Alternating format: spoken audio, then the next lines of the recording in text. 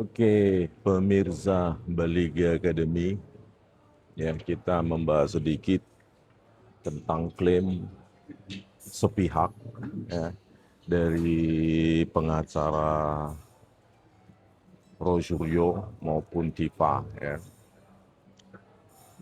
Jadi terutama ini klaim sepihak dari para pengacara Roy Suryo yang mengatakan bahwa terjadi kriminalisasi terhadap peneliti atau para peneliti. Ini adalah kebohongan publik terbesar, ya. Kebohongan publik terbesar terkait dengan klaim sepihak dari para pengacara Roy Suryo, bahkan dari Roy Suryo sendiri yang mengklaim bahwa dirinya peneliti. Ya, sebelumnya tidak terdengar orang ini melakukan penelitian apapun, dan akhir-akhir ini semakin diselebrasi, semakin diulang-ulangi bahwa Roy Suryo ini adalah peneliti. Kita tidak tahu peneliti apa dia. Jadi yang penting para pengacaranya ini terus mengutarakan itu sehingga di persepsi publik ya tertanam bahwa terjadi kriminalisasi terhadap peneliti bernama Roy Suryo. Ya, Roy Suryo ini mungkin satu-satunya di dunia yang mengaku peneliti tetapi tidak pernah ada catatan digital tentang tulisannya tentang telematika, digital image processing atau digital forensik. Terlihat tidak ada catatan atau rekaman tulisan dia yang ada di Google Scholar, Scopus, atau akun peneliti di BRIN atau di universitas yang tercatat di Sinta ya, milik Kemendikbud dulu atau Kemendikti ya. Jadi tidak ada catatan apapun mengenai Roy Suryo pernah menuliskan atau membuat atau menulis artikel ilmiah terkait dengan telematika, telecommunication, informatika, digital image processing. Itu tidak ada ya tulisannya. Apalagi kalau kita cek di OneSearch ya, itu menjejak tulisan-tulisan seseorang terdistribusi di perpustakaan-perpustakaan di Indonesia. Itu tidak ada sama sekali. Jadi klaim sepihak dari para pengacara maupun dari Roy Suryo sendiri bahwa dia peneliti itu omong kosong dan kebohongan terbesar. Itu hanya meningkatkan daya tawar mereka di depan polisi, ya, penyidik maupun di depan para jaksa, dan itu pasti akan dikuliti oleh para ahli yang dihadirkan di persidangan nanti. Ya, jadi hati-hati Roy Suryo, jangan senang dulu ya. Karena orang seperti Anda yang lulusan Visipol ya mengklaim memiliki ahlian telematika tanpa ada fondasi pendidikan formal sama sekali, apalagi Anda mengaku sekarang meningkatkan diri menjadi peneliti tanpa ada bukti jejak digital apapun. Anda punya tulisan atau artikel ilmiah, book chapter, jurnal, paper, buku, itu tidak pernah ada fondasi apapun yang bisa Anda klaim bahwa Anda adalah seorang peneliti. Jadi klaim 99,9% palsu terhadap ijazah dari Pak Jokowi itu adalah klaim palsu. Gitu. Dan itu akan Anda pertanggungjawabkan. Karena bagaimana mungkin Anda bisa mengklaim, itu akan diuji. Ya, 99,9% palsu itu akan diuji. Statement itu statement politik, statement propaganda politik atau statement ilmiah. Gitu. Ini bahaya gitu ya. Siapapun bisa Anda tuduh seperti itu untuk menjatuhkan nama-nama besar, khususnya nama-nama besar di bidang politik gitu ya. Jadi dan ini juga untuk ya nanti di sidang nanti untuk menguliti Anda sehingga Anda tidak pernah lagi bisa dipakai di persidangan sebagai ahli. Karena bagaimana mungkin Anda mengaku mengklaim diri ya, padahal hanya melihat menganalisa, kan itu track recordnya Roy Suryo adalah menganalisa video sur dari dari para aktor artis gitu ya dengan pakai mata, karena dia tidak memiliki apapun gitu loh fondasi apapun untuk menganalisa pergerakan objek, frame demi frame, objek identification dan lainnya. Dia tidak punya kemampuan untuk itu dan dia selama ini dipakai sebagai ahli. Bayangkan kan begitu berbahayanya orang ini mengklaim diri sebagai ahli, apalagi sekarang peneliti, padahal tidak punya jejak apapun terhadap klaim sepihak tersebut. Dan itu akan dikuliti di persidangan, gitu loh. Nggak tahu lagi setelah mengaku ahli berubah menjadi peneliti, besok entah jadi apa lagi di persidangan. Ya terakhir di Madilog dia mengaku bukan peneliti, penelaah dokumen publik katanya. Nah ini apa lagi nih? Ya klaim seperti itu apalagi itu yang dilakukan Rosuryo. Berubah terus seiring dengan waktu. Besok dia jangan-jangan peneliti angkasa luar itu, ya kan? Astronot atau apapun bisa dia klaim. Itu, ya. Oleh karena itu akan ditelanjangi Rosuryo supaya tidak ada lagi ahli yang mengaku peneliti juga yang dipakai di persidangan seperti Anda. Bahaya. Yang benar bisa disalahkan, yang salah bisa dibenarkan. Ya, ada itu kasus-kasus Roy Suryo juga kesalahan dalam apa namanya menentukan apakah itu video asli atau tidak ya. Jadi nanti itu bahan itu kita bahas ya. Roy Suryo ini kan ya ahli-ahli semacam ini harus dilarang hadir di persidangan karena nggak punya latar belakang pendidikan apapun. Ya, hanya karena namanya dibesarkan dari tayangan-tayangan infotainment, ya kalau kalian lihat pada tahun 2000-an Roy Suryo ini kan populer di kalangan wartawan infotainment yang wartawan tersebut juga nggak tahu bahwa keahlian itu didapat dari mana. Masa dari seseorang yang menekuni fotografi di Institut Seni Indonesia atau di Fakultas jurusan komunikasi Visipol UGM kan enggak, orang yang membidangi komunikasi dan fotografi masa jadi ahli digital forensik telematika padahal banyak doktor tersebar di Indonesia ini. Kenapa kalian membesarkan nama Rosuryo ini infotainment? Salah kalian dulu juga itu loh ya. Akhirnya orang ini sekarang menaikkan diri jadi peneliti, besok entah apa jadi astronot juga orang ini. Itu akan ditelanjangi di persidangan. Nah, pada 7 Oktober 2025 ya di RH Channel itu ditayangkan RRT. Jadi judulnya adalah Fakta yang Disembunyikan. RRT telusuri jejak Jokowi di Solo. Temukan ini di makam keluarganya. Ya, ini dia. Nah, ini dia di thumbnailnya itu. Ya, inilah dia. Ya, di thumbnailnya itu. Saya sangat menyayangkan ya.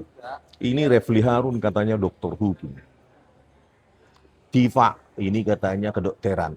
S1 kedokteran UGM lulusannya. Roy Suryo S1 Visipol UGM. Mengaku peneliti. Tapi bayangkan ya, ini yang keduanya ini tidak ada ini. Ya baik Diva maupun Roy Suryo itu tidak ada di Google Scholar tulisannya apa. Ya dirujuk orang juga nggak ada, Scopusnya nggak ada, di terregister namanya di universitas mana juga nggak ada sebagai dosen atau akademisi. Yang ada di akun Sinta ya kan ada nomor induknya itu gitu ya. Nah, mereka pergi ke makam keluarga besar Jokowi pada 7 Oktober 2025, bayangkan. Nah di situ ya sangat disayangkan di sini Refli Harun ini ya, menggunakan RRT itu. Padahal saat itu sedang populernya RRT, Roy, Rismond dan Tipa. Tapi beruntung ya foto saya itu tidak ada di sini. Ya, ditaruh. Tidak ada foto saya di sini. Ya, kalau sempat ada foto saya di thumbnailnya ini, untung aja ya tidak ada. Kalau sempat ada thumbnail wajah saya di situ, akan saya laporkan itu Refli Harun itu. Ya. Betapa tidak beradabnya atau betapa biadabnya mereka datang ke kuburan dari keluarga besar seseorang dan ada celoteh-celoteh seperti Roy Suryo, ibu sambung katanya, karena kurang panjang katanya, mengolok-olok di depan kuburan keluarga besar seseorang. Apalagi ini keluarga besar Presiden Republik Indonesia yang ke-7 2 periode. Ya, belum lagi statement Tifa yang mengaku peneliti ini, peneliti abal-abal ini, ya, mengatakan memberikan hipotesis hanya dari usia orang tua, ya, dari Pak Jokowi 20 tahun, ayahanda, ibunda 18 tahun, itu tak lazim, maka dia hipotesiskan bahwa itu bukan orang tua kandung. Bayangkan, ini kan sudah propaganda politik orang ini untuk menghancurkan nama besar keluarga besar Pak Jokowi hanya karena usia 20 tahun ayahanda, 18 tahun ibunda. Padahal hal tersebut ya lazim, sangat lazim. Kalau saya merujuk ke opung saya, opung Doli atau kakek, usia 20. Opung boru saya usia 17 menikah. Atau nenek saya 17 dan lahirlah bapak saya. Ya, masa dari angka-angka itu, angka usia itu dikatakan tak lazim. Untung saja kalian tidak berada atau tidak mendatangi kuburan keluarga besar keluarga saya. Ya, untung saja yang kalian datangi kuburan atau makam dari keluarga besar Pak Jokowi yang dikenal sabar. Ya, sangat-sangat sabar.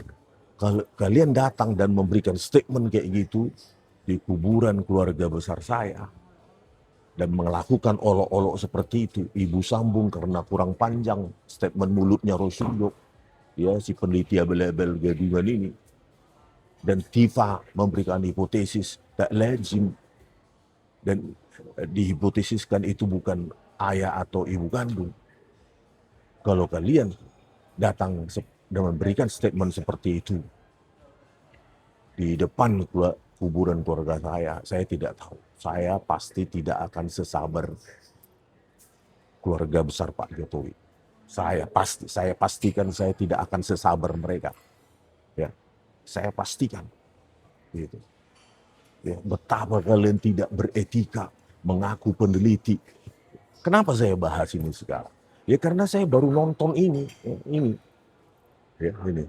Dipublish 7 Oktober 2025. Saat itu saya entah apa, saya menulis atau apalah, saya bingung. Ya. Untuk saya baru tonton. Gitu. Dan saya yang mencengangkan saya ada tulisan RRT itu seolah-olah Roy Rismond Tifa yang populer saat itu. Ternyata Refli Harun, Roy dan Tifa. Ketiga oknum ini, ya, oknum ini, ya, termasuk juga di situ Muhammad Taufik dari Solo juga ada di situ yang mengaku pengacara. Dan mereka bercanda gitu ya seperti itu di depan kuburan keluarga besar seseorang. Nah, ini untung aja ini tidak ada yang namanya foto atau gambar saya, wajah saya di apa ini. Kalau enggak pasti saya pastikan besok akan saya laporkan ini Refli Harun ini. Ya. Inilah Pak Jaksa, ya, orang yang kalian tangguhkan penahanannya. Inilah wataknya. Sanggup enggak kalian, ya, misalnya kedua orang ini, Roy Suryo dan Tifa, mendatangi kuburan atau makam keluarga besar kalian, Pak Jaksa, dan memberikan candaan-candaan seperti itu. Apakah kalian masih meyakini bahwa kedua orang ini peneliti? Atau seorang propaganda, dua orang propaganda politik tujuannya hanya untuk menghancurkan image atau citra dari keluarga tertentu? Bayangkan. Inilah jaksa, orang yang kalian tangguhkan penahanannya. Dan kalian dengan kegaduhan semacam ini kalian bertanggung jawab ke depan. Ya. Inilah bayangkan kedua orang ini, ketiga orang ini, terutama Roy Suryo dan Tifa ini. Ya, coba tonton jaksa. Ya. Ya, judulnya di Refli Harun itu fakta yang disembunyikan. Biasalah Refli Harun selalu memberikan tanda tanya, ya, untuk menghindari kasus hukum, ya. Selalu seperti itu dia bermain seperti itu, tanda tanya gitu, ya. Setelah itu tanda seru, ya. Refli Harun ini selalu bermain seperti itu. Kalau judul tanda tanya seru, terus nanti diduga, Bisa jadi dia bermain-main seperti itu untuk menghindari hukum. Begitulah pengejutnya Refli Harun ini. Gitu. Ya udah hafal lah kita seperti itu. Ya. Jadi coba kalian tonton jaksa, ya tuliskan aja di situ, search di YouTube, fakta yang disembunyikan RRT telusuri jejak Jokowi di Solo, tanda seru, temukan ini di makam keluarganya, tanda seru 2 kali. Kalian tontonlah itu, jaksa, ya, baru kalian tahu siapa orang-orang ini, ya, siapa. Kalian kalian sadar ya penonton, orang-orang yang datang itu, saya sudah paham itu semua. Setahun saya bersama mereka, para pengangguran. Ya, kalian lihat itu, dikasih 100.000 ongkos datang gitu. Karena memang kerjaannya cuma itu, orang-orang itu saya udah hafal itu semua. Mereka-mereka itu mengaku aktivis, kasih ongkos transport 100.000 datang itu. Jadi bukan kalian kira itu mendukung kebenaran, fakta, pencarian kebenaran. Tidak, saya sudah hafal mereka-mereka itu setahun ini. Orang-orang pengangguran gitu. Ya. 100.000 ongkos, 100.000 aja udah datang itu semua itu dapat kalau ada gratis makan siang, kayak orang yang nggak pernah makan. Ya, kalian lihat itu baik di Polda maupun di Kejaksaan, orang yang datang itu orang-orang pengangguran. Ya memang pekerja, yang mengaku aktivis itu, orang-orang itu ada yang emak-emak lah, ada yang tua bangka, itu semua pengangguran. 100.000-nya itu datangnya itu. Jadi jangan kalian kira banyak dukungan terhadap Roy Suryo dan Tifa, orangnya itu aja. Dan saya paham, hafal itu semua itu orang-orang itu, 100.000 itu. Ya. 50.000 pun datang itu. Ya. Karena apa? Nggak ada pekerjaan, nggak ada penghasilan. Ya itu pekerjaan mereka. Seolah-olah mendukung di TV atau di apa pokoknya di ini cuap-cuap lah dia. Padahal 100.000-nya itu. Ya. Ada proyek, ada bohir yang membayar mereka 100.000 itu. Itu. Ya. Nggak ada yang bisa menyangkal itu. Semua orang paham di situ. Ya, 100.000. Jadi jangan kalian kira banyak pendukungnya, bukan. Ya, itu 100.000 itu. Ya. Murah 100.000 untuk mendatangkan tiap orang. Jadi kalau ada bohir misalnya 100 juta, kalian bayangkan 100 juta jadi disebar, dibagi 100.000, ada berapa itu? Ya, ada 1.000 orang bisa datang gitu. Ya, kalau kalian punya uang 100 juta, bisa mendatangkan 1.000 orang. Itu. Orang-orang semacam itu kan paling datang 1.000 orang itu kemarin di Kejaksaan maupun di Polda. Ya, dengan modalkan 100 juta rupiah, bisa mendatangkan orang-orang itu. Bahkan bisa kalian tawar 50.000 pun datang ke mereka itu. Ya, itu pekerjaan mereka. Jadi bukan karena mendukung kebenaran penelitian Roy Suryo ataupun Tifa, itu 100.000. Gitu. 100.000 per orang itu. Ya. Jadi jangan dikecohkan oleh banyaknya dukungan mereka. Enggak. Saya paham semua orang di situ itu. Ya. Kalau udah di kantin Polda itu minta bayarin ya semua itu. Itu. Ya. Itu kalau udah di kantin Polda itu adalah bohirnya yang bayarin gitu. Mereka orang-orang, aduh, konten kreator yang ada di situ pun nggak makan kalau nggak membahas jasa Jokowi. Itu. Karena begitu mereka membahas yang lain, nggak ada viewsnya, nggak makan mereka. Jadi mereka saling kebergantungan ya. Propaganda politik dari mulutnya Roy Suryo maupun Tifa, ya kan, ditumpangi untuk oleh para pengacara yang nggak jelas ini, ya kan, para pengacara yang numpang tenar ini, ya kan, terus eh, para konten kreator yang butuh makan karena kalau mereka nggak membahas ijazah Jokowi mereka nggak ada views, artinya nggak makan. Ya. Bayangkan kalau di Jakarta misalnya dia konten kreator cuma dapat 2 sampai 3 juta aja, ya nggak makan lah dia, ya kan kelaparan, ya kan ongkos-ongkos kemana-mana. Terus udah gitu inilah tim apa cheerleader sorak-sorai yang ada tadi itu di lapangan, anggap aja 1.000 orang, ya 100.000 pun datangnya dia gitu. Ya gitu, jadi jangan terkecoh orang ini bahwa mereka ini tim yang apa ini. Enggak, mereka simbiosis mutualisme. Semua simbiosis itu, mutualisme. Ya, hafal saya sudah 1 tahun saya di sana. Ya, orang-orang di sana sudah hafal saya, muka-mukanya yang datang kemarin di Polda maupun di Kejaksaan tuh udah 100.000-nya itu. Ya, per datang. Nanti ada proyek lagi 100.000 lagi. Gitu. Oke, sampai jumpa di video kami selanjutnya. Horas.